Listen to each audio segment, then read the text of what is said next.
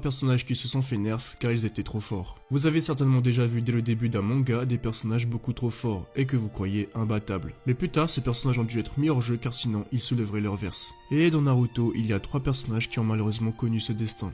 Shisui Uchiha. Jeune prodige du clan Uchiha est surnommé Shisui le Mirage. Shisui est un shinobi aspirant à la paix et à la protection de son village, Konoha. Shisui est un surdoué, il fait partie des seuls Uchiha à avoir éveillé son Mangekyo Sharingan et évidemment son pouvoir est le plus puissant des Genjutsu, Kotoa Matsukami. Ce pouvoir lui permet de rentrer dans l'esprit d'une personne et de la manipuler. Mais malheureusement, Danzo qui lui convoitait ses pupilles le poussera finalement à se donner la mort après avoir vu une dernière fois son meilleur ami, Itachi.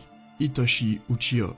Je pense que c'est inutile de vous présenter Itachi. C'est une star de Naruto et il faut dire que même moi j'ai craqué pour ce personnage, car c'est mon préféré. Itachi est juste trop fort, c'est un maître en genjutsu, un génie, mais surtout un personnage trop charismatique. Mais Itachi est porteur d'une maladie qui le consume à petit feu, et mourra plus tard dans un combat contre son petit frère Sasuke, lui donnant alors tout ce qu'il souhaitait depuis cette nuit, sa vengeance sur son grand frère.